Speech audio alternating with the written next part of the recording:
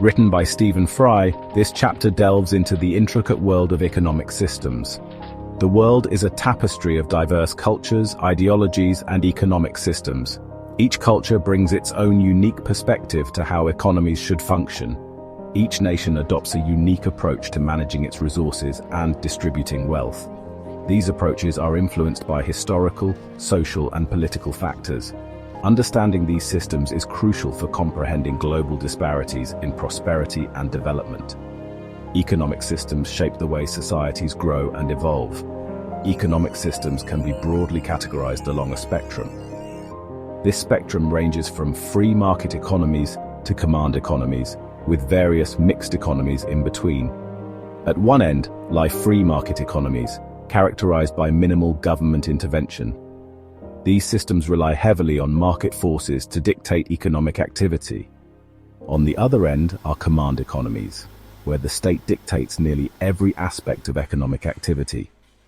These systems aim for centralized control to achieve specific economic goals. In between, we find a range of mixed economies, each striking a different balance between market forces and government control. These hybrid systems attempt to harness the benefits of both approaches. The choice of economic system has profound implications for a nation's citizens. It affects their daily lives, from the availability of goods and services to job opportunities and social mobility. It influences their standard of living, access to opportunities, and overall quality of life. The economic system in place can determine the level of healthcare, education, and social services available to the population. Examining different economic models, their strengths and weaknesses, can provide valuable insights into fostering economic growth and societal well-being. By understanding these systems, we can better appreciate the complexities of global economics and work towards more equitable and prosperous societies. The United States, a global economic powerhouse, exemplifies a market-driven economy. With its vast resources, diverse population, and innovative spirit, it has become a beacon of economic success and opportunity. Its foundation rests on the principles of individual liberty, private property rights, and free enterprise. These principles have fostered an environment where entrepreneurship thrives and businesses can grow without excessive government interference. The government's role is primarily to enforce contracts, protect property rights, and ensure fair competition. By maintaining a level playing field, the government helps to prevent monopolies and encourages a healthy competitive market. This allows businesses the freedom to innovate, invest, and compete in a dynamic marketplace. From tech startups in Silicon Valley to manufacturing giants in the Midwest, the American economy is a testament to the power of free enterprise. Singapore, a small island nation that transformed itself into a global financial hub, shares a similar economic philosophy. Despite its limited natural resources, Singapore has leveraged its strategic location and business-friendly policies to attract global corporations. Its success story highlights the power of free trade, low taxes, and minimal bureaucracy in attracting foreign investment and driving economic growth. The efficient and transparent regulatory environment in Singapore has made it a preferred destination for businesses worldwide. Both the US and Singapore demonstrate the potential of market forces to drive innovation, create wealth, and improve living standards. Their economic models show how strategic policies can harness the benefits of globalization and technological advancement. However, critics argue that unchecked capitalism can lead to income inequality, exploitation of workers, and environmental degradation. Balancing economic growth with social equity and environmental sustainability remains a critical challenge for both nations. Many nations adopt a mixed economic model, combining elements of free markets with government intervention. This approach allows countries to harness the benefits of capitalism while mitigating its downsides through strategic government policies and social programs. Germany, renowned for its manufacturing prowess and economic stability, exemplifies this approach. The country is a global leader in engineering and industrial production, with a robust economy that supports innovation and high-quality manufacturing.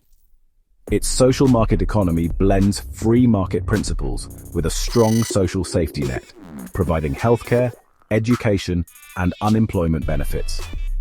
This ensures that all citizens have access to essential services, regardless of their economic status. This ensures a balance between economic dynamism and social welfare. By supporting both businesses and individuals, Germany maintains a high standard of living and a resilient economy. Sweden, often cited as a model for social democracy, also embraces a mixed economy. The Swedish model is characterized by a high level of social welfare and public services, funded by a progressive tax system. It boasts a comprehensive welfare state, providing citizens with free healthcare, education, and generous social security benefits. This extensive support system ensures that all Swedes have the opportunity to lead healthy and productive lives. This is financed through higher taxes, creating a more equitable distribution of wealth. The Swedish government prioritizes social equity, ensuring that resources are allocated to benefit the entire population. Canada follows a similar path, combining a market-based economy with universal healthcare and social programs. The Canadian system emphasizes inclusivity and accessibility, ensuring that all citizens receive the support they need. These examples demonstrate that a mixed economy can foster both economic growth and social cohesion by tempering the excesses of unregulated capitalism. By integrating market efficiency with social welfare, these nations create environments where both businesses and individuals can thrive. State capitalism represents another distinct economic model. In this system, the state plays a dominant role in the economy, owning and controlling key industries and strategically directing investments. China, the world's second-largest economy, exemplifies this approach. Its rapid economic transformation over the past few decades is largely attributed to its state-led development model. Vietnam, another rapidly developing nation, has also adopted a form of state capitalism. The government retains control over key sectors while encouraging private enterprise and foreign investment. This model has enabled Vietnam to achieve impressive economic growth and poverty reduction. While state capitalism can be effective in driving rapid industrialization and economic growth, it often comes at the expense of individual liberties and political freedoms. At the opposite end of the spectrum lie command economies, where the state exerts near absolute control over economic activity. North Korea, with its centrally planned economy, exemplifies this model. The government dictates production quotas, sets prices, and allocates resources, leaving little room for individual initiative or market forces. This rigid system has resulted in chronic shortages, economic stagnation, and widespread poverty. Cuba, another example of a command economy, faces similar challenges. Despite some recent reforms, the Cuban economy remains heavily centralized, hindering its growth potential. These examples highlight the limitations of command economies in fostering innovation, efficiency, and overall prosperity. Section 6. Finding the balance, the key to prosperity. The quest for the most effective economic system is a complex and nuanced endeavor.